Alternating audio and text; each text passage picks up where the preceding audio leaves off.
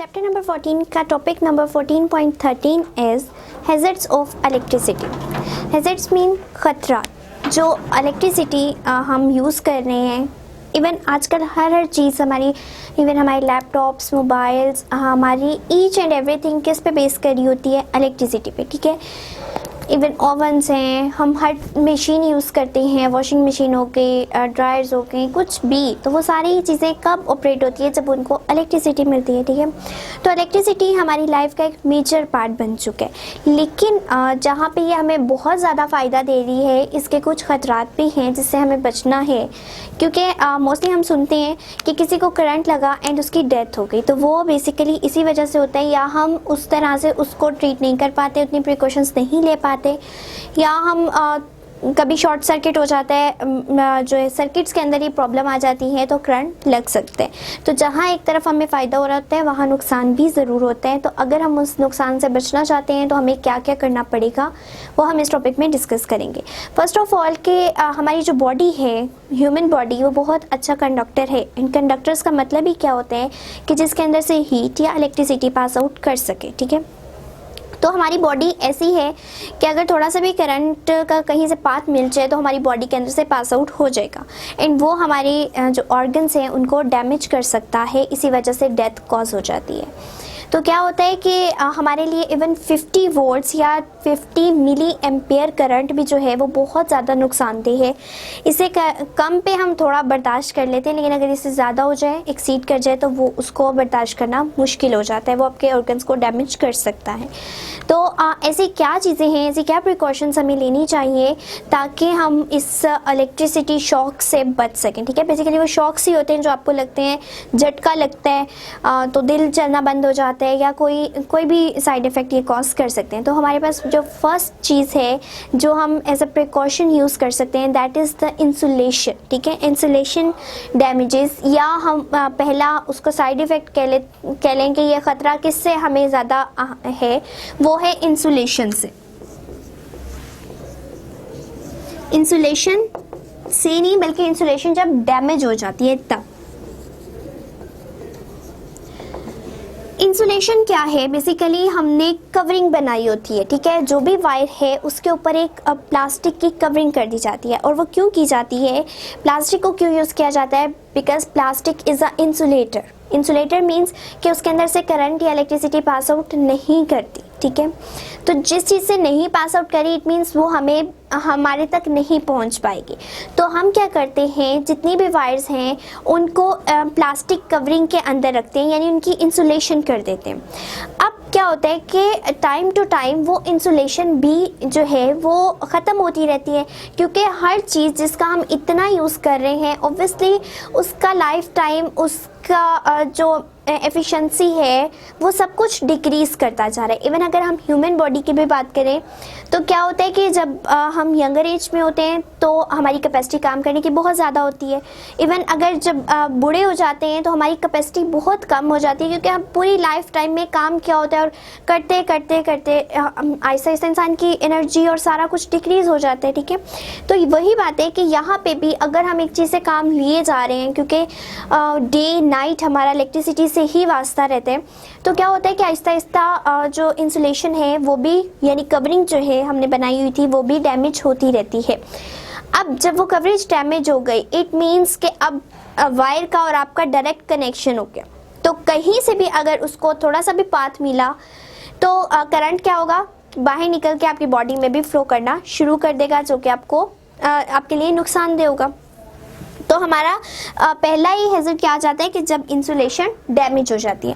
अब insulation damage होने पे या बाकी किस तरह से करंट पास आउट हो सकता है? पहली बात है कि जैसे जैसे टाइम गुजरता जाता है ये इंसुलेशन भी ख़त्म होती जाती है, और उसके डिफरेंट फैक्टर्स हैं। क्यों? क्योंकि जब हम देखते हैं कि करंट पास आउट हो रहा है, ठीक है, एक चीज़ के अंदर से करंट गुजर रहा है, गुजरते गुजरते हमने ये भी पढ़ा कि जो एनर्जी है वो कन्वर्ट होती जा रही है। लाइक अगर हम बैटरी की बात करें तो यहाँ पे मैकेनिकल एनर्जी थी, मैकेनिकल एनर्जी, चार्जेस फ्लो किए तो यहाँ पे हमें इलेक्ट्रिकल एनर्जी मिल गई। इलेक्ट्रिकल एनर्जी जब किसी बल्ब या किसी और चीज़ के अंदर से पास आउट की तो वहाँ से हमें light energy and heat energy मिली, ठीक है। तो बेसिकली क्या हुआ कि जब हमारे पास करंट फ्लो कर रहा है उस टाइम पे लाइट तो कुछ केसेस में जहाँ पे हमें चाहिए होती है, लाइक बल्ब वगैरह में चाहिए होती है, तब वहाँ पे प्रोड्यूस होती है, लेकिन हीट जो है वो प्रोड्यूस होती है। क्यों होती है? क्योंकि जैसे जैसे चार्जेस पास आउट करते जाएंगे, तो लेट्स सपोज ये चार्जेस आपस में इस तरह से पास करें तो इनके अंदर भी थोड़ी फ्रिक्शन क्रिएट हो रही है, ठीक है। नो डाउट कि वो पास आउट होते जा रहे हैं, आगे मूव करते जा रहे हैं, फ्लो कर रहे हैं, तभी करंट प्रोड्यूस हो रहा है, लेकिन उनके अपने दरमियान क्या है? फ्रिक्शन है। और फ्रिक्शन जहाँ पे भी होगी वहाँ हीट प्रोड्यूस होगी, ठीक है। तो वो हीट क्या करती है? वो आहिस्ता आहिस्ता इस इंसुलेशन कवरिंग को मेल्ट करती रहती है, ठीक है। और जब वो मेल्ट हो जाती है तो जहाँ से मेल्ट हो जाएगी वहाँ से हमारी वायर जो है वो बिल्कुल नेक्ड हो जाएगी। जिस तरह हम कहते हैं कि समटाइम वायर इस तरह से हमें नज़र आती है कि यहाँ पे जो है कवरिंग नहीं रहती, और अगर आपका यहाँ पे हाथ लग जाए, फिंगर लग जाए, तो वहाँ से करंट पास आउट हो जाता है, ठीक है। तो वायर जो है उसकी इंसुलेशन बिल्कुल परफेक्ट होनी चाहिए, उसको टाइम टू टाइम आप चेंज करते रहें ताकि इंसुलेशन जो है वो बरकरार रहे और आपको करंट ना लग सके, ठीक है। और वायर अगर कहीं से भी नेक्ड है, यू शुड कवर इट, ठीक है। आप टेप्स यूज़ करते हैं, इवन हमने बहुत दफ़ा ये देखा होगा कि कहीं से अगर हमें थोड़ा सा भी नज़र आता है तो वायर को सबसे पहले टेप किया जाता है ताकि वहाँ से करंट पास आउट ना करे और आप जो है सेफ रहें, ठीक है। सेकेंडली क्या होता है कि समटाइम शॉर्ट सर्किट हो जाता है, और शॉर्ट सर्किट की वजह से भी इंसुलेशन जो है वो डैमेज हो जाती है। अब शॉर्ट सर्किट किस तरह से होते हैं? शॉर्ट सर्किट की क्या रीज़न है कि हम अपने घरों में क्या यूज़ करते हैं, कौन सा कम्बिनेशन यूज़ करते हैं? सर्किट्स का पैरेलल कम्बिनेशन, ठीक है। और पैरेलल कम्बिनेशन को क्यों प्रेफर किया जाता है? ताकि हमारे वोल्टेज जो हैं जितने पीछे से प्रोवाइड किए जा रहे हैं हर एक इंडिविजुअल सर्किट को उतने ही वोल्टेज मिले, ठीक है। सेकेंडली कि रेजिस्टेंस कम हो, ठीक है, और करंट ज़्यादा से ज़्यादा फ्लो कर पाए, ठीक है। ये तीन हमारे बेसिक पर्पस होते हैं पैरेलल कम्बिनेशन को यूज़ करने के लिए कि वोल्टेज जितने हम प्रोवाइड कर रहे हैं उतने हर एक सर्किट को मिलने चाहिए। सेकेंडली कि रेजिस्टेंस थोड़ी कम हो जाए, ठीक है। रेजिस्टेंस कम होगी, जितनी रेजिस्टेंस कम होगी करंट उतना ज़्यादा फ्लो करेगा, ठीक है, उतनी एफिशिएंसी अच्छी होगी। तो इस बेस पे जो है हम पैरेलल कम्बिनेशन यूज़ करें। अब क्या होता है कि जिस तरह हमने पैरेलल कम्बिनेशन को पढ़ा था, लेट्स सपोज इस तरह से ये हमने पैरेलल कम्बिनेशन में डायग्राम बनाई थी एंड ये हमने कनेक्ट किया था, पॉजिटिव टर्मिनल, नेगेटिव टर्मिनल। अब होगा क्या, यहाँ से हम जितने वोल्टेज प्रोवाइड करेंगे उतने ही इसको मिलेंगे, उतने वोल्टेज इसको, उतने ही इसको। अब जो रेजिस्टेंस है हमने इसको पढ़ा कि यहाँ पे ये इक्विवेलेंट रेजिस्टेंस होती है, पैरेलल कम्बिनेशन के लिए रेसिप्रोकल में आ जाती है, ठीक है। तो 1/RE। अब ये थी इक्विवेलेंट रेजिस्टेंस। अब इक्विवेलेंट रेजिस्टेंस भी क्या होती है? पैरेलल कम्बिनेशन में डिवाइड हो जाती है। लेट्स सपोज यहाँ पे पहले हमारे पास 20 ओहम्स जो है वो रेजिस्टेंस थी। अब क्या होगा, अभी जस्ट हम रेजिस्टेंस की बात करें, इक्विवेलेंट रेजिस्टेंस की, 1/RE की नहीं करें, जस्ट इक्विवेलेंट रेजिस्टेंस की, तो वो क्या हो गया, 20 ओहम हमने रेजिस्टेंस का शो की, ठीक है।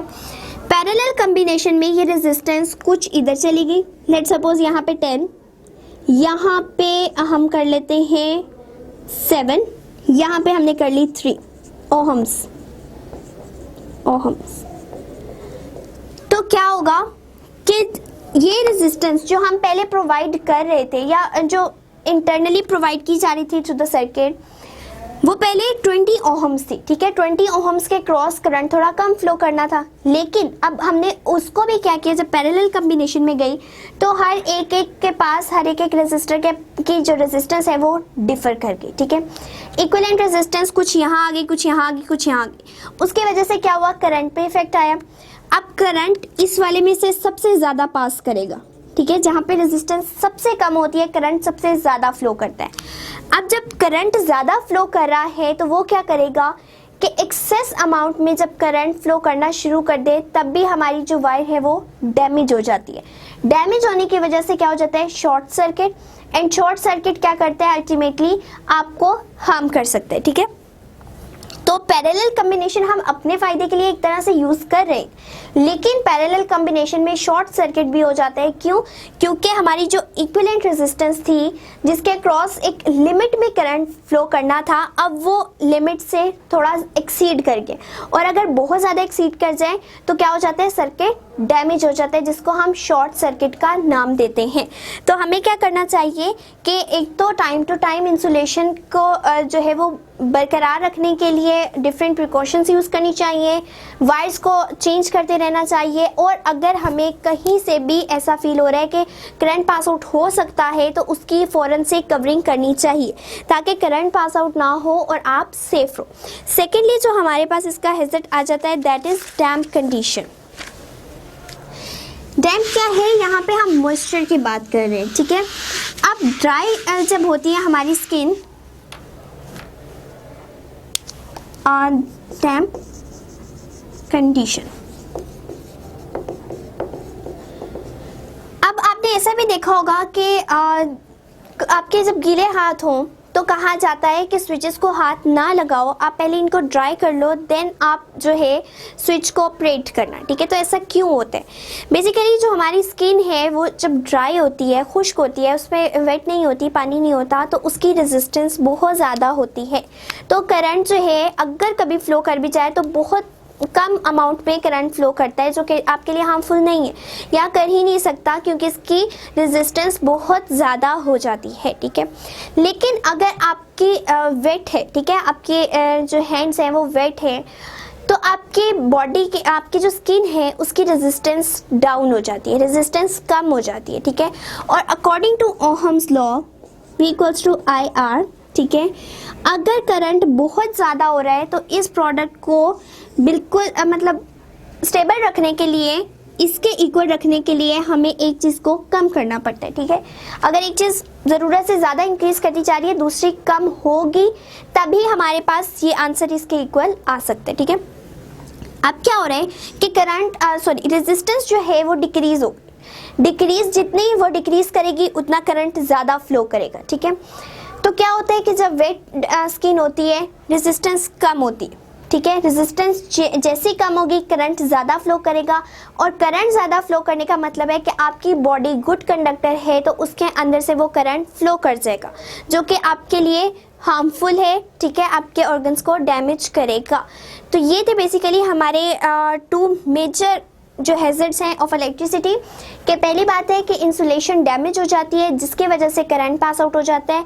और इंसुलेशन डैमेज किस तरह से हो सकती है, एक तो ये है कि हम लोग शॉर्ट सर्किट को पढ़ के आए हैं, पैरेलल कॉम्बिनेशन में शॉर्ट सर्किट के चांसेस बहुत ज़्यादा होते हैं।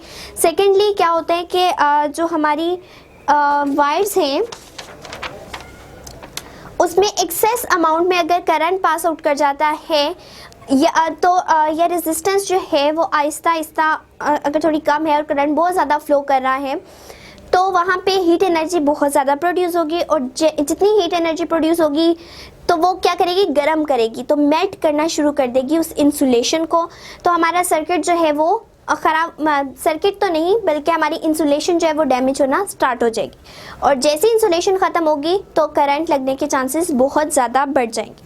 सेकेंडली हमारी कंडीशन थी कि आपने जब भी यूज़ करना है, किसी भी मशीन को ऑपरेट करना है, कोई भी आप इलेक्ट्रिसिटी का काम करने जा रहे हो, तो आपको केयरफुल रहना है कि आपके हैंड्स या आप जो भी चीज़ करने लगे हो आप पूरे ड्राई हो, ठीक है। इवन अगर आपके कपड़े भी वेट हैं तब भी क्या हो सकता है, करंट पास आउट कर सकते हैं, क्योंकि अगेन आपकी बॉडी का जो है, आपकी बॉडी वेट होगी, बॉडी वेट होने की वजह से रेजिस्टेंस कम होगी, रेजिस्टेंस जैसे ही कम होगी करंट बहुत ज़्यादा फ्लो करेगा, एंड करंट का फ्लो करना इट मीन्स कि डेंजरस, ठीक है। तो आपको यहाँ पे कुछ प्रिकॉशंस यूज़ करनी है कि आपने वेट क्लॉथ को यूज़ नहीं करना, वेट हैंड्स यूज़ नहीं करने, ड्राई करने हैं, एंड आपने प्रॉपरली इंसुलेशन जो हमारी होती है, कवरिंग होती है, उसको चेकआउट करना है। सो ये था हमारा टॉपिक 14.30।